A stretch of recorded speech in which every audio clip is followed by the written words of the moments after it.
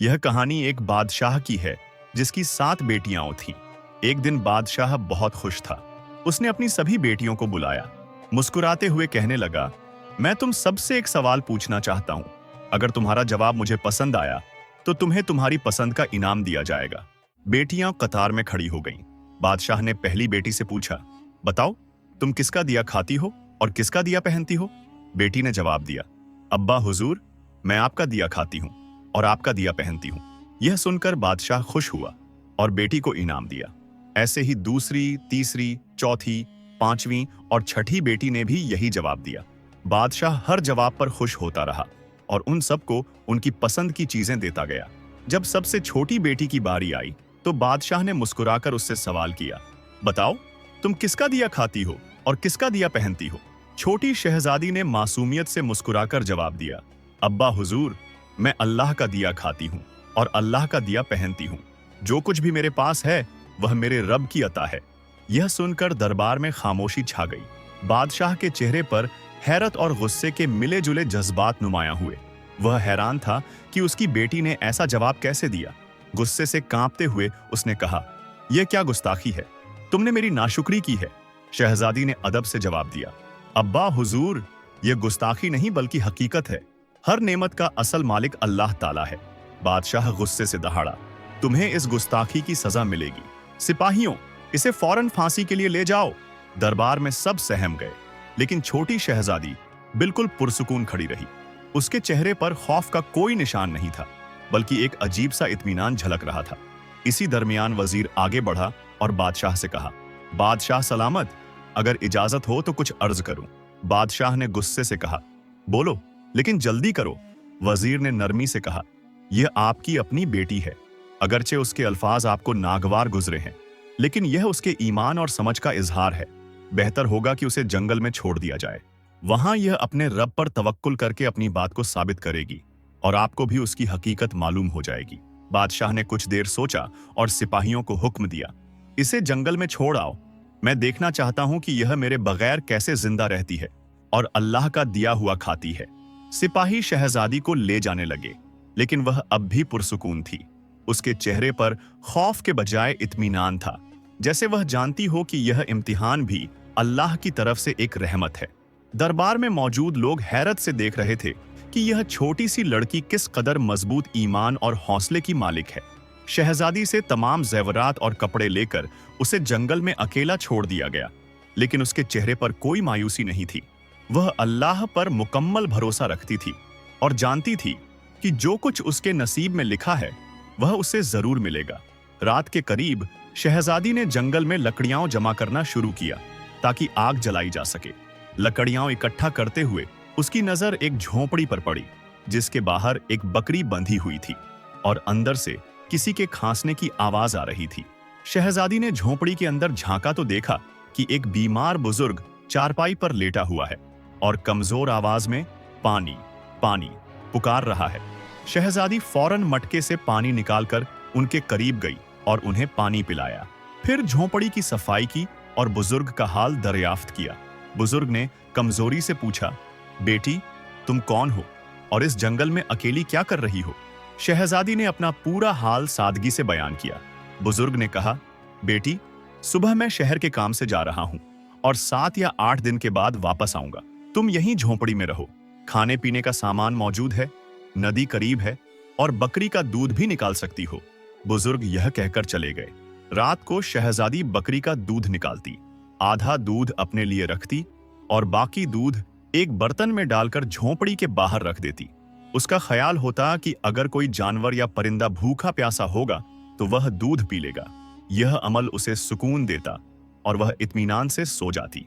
सुबह सवेरे शहजादी की आंख परिंदों की चहचहाट और ठंडी हवा के झोंकों से खुलती। वह धीरे से उठती और झोंपड़ी का दरवाजा खोलती। जैसे ही वह बाहर कदम रखती, उसकी नजरें बर्तन पर पड़ती, जो हर सुबह खाली होता था। लेकिन आज बर्तन के पास एक अजीब सी रोशनी झलमिला रही थी। वह हैरत और तजस्सुस से रोशनी को देखने लगी। इस रोशनी में एक सुकून और पाकीज़गी थी, जैसे किसी नेमत का इशारा दे रही हो। शहजादी ने सोचा कि शायद यह अल्लाह का इनाम है, जो उसकी नेकी और कुर्बानी का नतीजा है। उसके दिल में अल्लाह की शुक्रगुजारी मजीद बढ़ गई। और वह रोशनी के मानी को समझने की दुआ करने लगी। शहजादी करीब जाकर देखती है कि बर्तन के पास जमीन पर इंतहाई कीमती नागमणि पड़ी हुई है, जो सूरज की रोशनी में दमक रही होती है। उसका दिल हैरत और खुशी के मिले जुले जज्बात से भर जाता है। नागमणि को हाथ में लेते ही उसके दिल में यह तजस्सुस पैदा होता है कि यह यहाँ कैसे आई। बर्तन के इर्द गिर्द जमीन पर उसे सांप के निशान नजर आते हैं और अचानक उसके जहन में दादी अम्मा की बचपन की कहानी आती है। दादी अम्मा कहा करती थीं कि जब कोई सांप खुश होता है या किसी से मुतासिर होता है तो वह अपनी खुशी के इजहार के तौर पर एक कीमती नागमणि उगल देता है, जो हीरों से भी ज्यादा कीमती होती है। यह सोचकर शहजादी के चेहरे पर मुस्कुराहट आ जाती है। वह समझ जाती है कि शायद यही वह सांप था जो रात को दूध पीने आया होगा। भूखा और प्यासा होने की वजह से वह दूध पीकर खुश हो गया और अपनी खुशी के इजहार में नागमणि छोड़ गया। शहजादी इस नागमणि को गौर से देखती है। उसकी चमक आंखों को चौंधिया देने वाली होती है। वह दिल ही दिल में अल्लाह का शुक्र अदा करती है और सोचती है कि यह अल्लाह की तरफ से एक निशानी है कि वह अपने बंदों को कभी अकेला नहीं छोड़ता।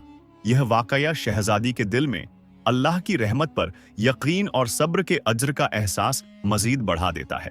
रात के वक्त शहजादी दोबारा दूध बर्तन में डालकर झोंपड़ी के बाहर रख देती है और सो जाती है।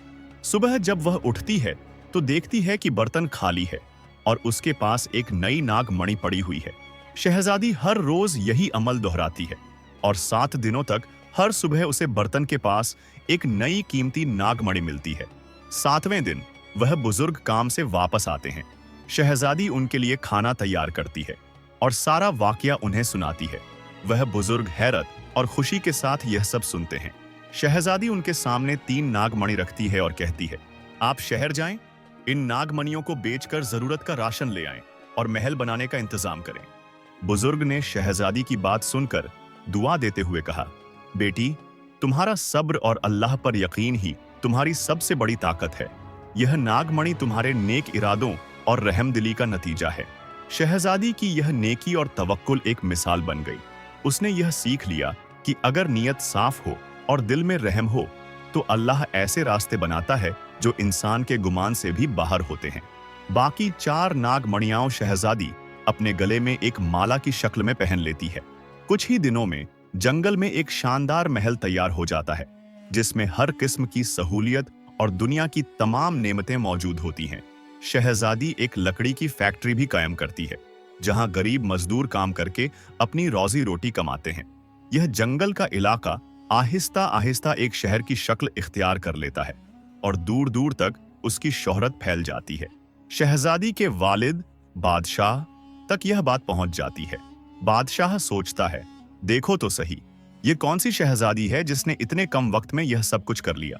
बादशाह अपने सिपाहियों के जरिए शहजादी को पैगाम भेजता है कि फला मुल्क का बादशाह आपसे मिलना चाहता है। शहजादी सिपाहियों को जवाब देती है कि वह दावत इस शर्त पर कबूल करेगी कि बादशाह अपनी तमाम बेटियों के साथ हमारे महल में तशरीफ लाएं। बादशाह शर्त को कबूल कर लेता है और एक दिन अपनी 6 बेटियों को लेकर महल में आ जाता है। शहजादी नकाब करके अपने वालिद और बहनों से मुलाकात करती है और 7 रंग के खाने पेश करती है और हर खाने के साथ उसी रंग का लिबास और जेवर पहन कर आती है। महल की शान और शौकत और शहजादी के अंदाज को देखकर बादशाह बेहद मुतासिर होता है और आखिरकार यह कहने पर मजबूर हो जाता है, तुम मेरी बेटियों की जगह पर हो और मैं तुम्हारे इसरार पर अपनी तमाम बेटियों को लेकर आया हूं। फिर हमसे यह पर्दा किस बात का। शहजादी मुस्कुराकर कहती है, ठीक है, मैं तैयार होकर आती हूँ। इस पर उसकी दूसरी बहनें आपस में बात करने लगती हैं कि इतने महंगे कपड़े पहने हुए हैं, इतने जेवरात पहने हुए हैं, ये सब कहां से आया और कितना तैयार होकर आएगी। इतने में बादशाह देखता है कि एक सादा कपड़ों में लड़की आ रही है। बादशाह गौर करते हैं तो उन्हें पता चलता है कि यह तो उनकी अपनी बेटी है। वह हैरान होकर सोचते हैं कि मैं तो समझ रहा था कि जंगल के जानवरों ने उसे खा लिया होगा। जब मुझे उसकी फिक्र हुई थी तो मैंने सिपाहियों को जंगल में भेजा था, लेकिन उन्होंने कहा था कि वहां शहजादी का कोई अता पता नहीं है। फिर यह यहाँ कैसे। बादशाह अपनी बेटी से मिलकर बेहद खुश होते हैं। वह हैरत और मुसर्रत के आलम में कहते हैं, बेटी, तुम कितनी खुशकिस्मत हो कि तुम्हें इतनी अजीम शहजादी के साथ रहने का मौका मिला। जाओ, उससे बुलाकर लाओ, मैं तुम्हें उससे आजाद करा दूंगा। अगर तुम्हारी आजादी के बदले वह मुझसे मेरी सल्तनत भी मांगे तो मैं उसे देने के लिए तैयार हूं। यह सुनकर शहजादी ने एक लम्हे के लिए अपनी आंखें झुका लीं और उसके चेहरे पर एक अजीब सी मुस्कुराहट फैल गई, गोया कोई छुपी हुई हकीकत सामने आने वाली हो। बादशाह और दूसरी बहनें हैरानी से उसकी तरफ देखने लगी।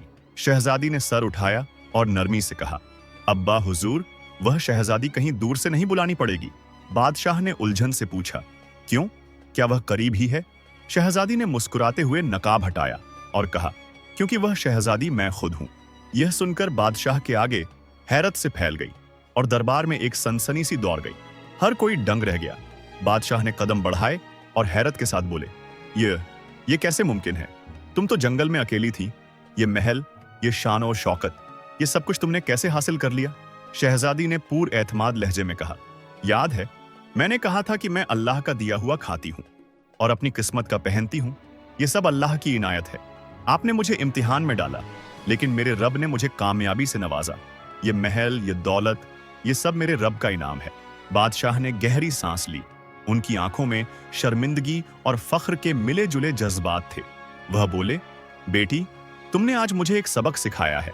शहजादी ने मुस्कुराते हुए कहा, इम्तिहान हमें तोड़ने नहीं बल्कि मजबूत करने आता है अब्बा जान। और जब तवक्कुल अल्लाह पर हो तो दुनिया की कोई ताकत हमें शिकस्त नहीं दे सकती। यह लम्हा बादशाह और सबके लिए एक गैर मामूली मोड़ बन गया, जहां एक बेटी ने अपने सब्र, तवक्कुल और हौसले से साबित कर दिया कि अल्लाह के फैसले हमेशा बेहतरीन होते हैं। शहजादी मुस्कुराते हुए बोली, बाबा, बात भूल गए? बादशाह ने कहा, वह क्या? शहजादी ने कहा, मैंने आपसे कहा था कि मैं अल्लाह का दिया हुआ खाती हूं और अपनी किस्मत का पहनती हूं। देखिए, मैं अल्लाह का दिया हुआ ही खा रही हूं और अपनी किस्मत का ही पहन रही हूं। यह सब मुझे मेरे अल्लाह ने अता किया है। शहजादी ने मजीद कहा, बाबा जान, अल्लाह ने मुझे कहां से कहां पहुंचा दिया है और आज मैं आपसे भी ज्यादा अमीर हूं। यह सुनकर बाकी तमाम शहजादियां यूं दिल में सोचने लगीं, काश तब हमने भी यही कहा होता कि हम अल्लाह का दिया हुआ खाते हैं और अपनी किस्मत का पहनते हैं। इस कहानी से यह सबक मिलता है कि हमेशा अल्लाह ताला जिस हाल में भी रखे उस पर खुश रहना चाहिए। जो इंसान अल्लाह पर तवक्कुल करता है, अल्लाह उसे कभी अकेला नहीं छोड़ता। उम्मीद करते हैं कि आपको यह वीडियो पसंद आई होगी। वीडियो को लाइक और चैनल को सब्सक्राइब करें। मिलते हैं एक नई इंटरेस्टिंग वीडियो के साथ।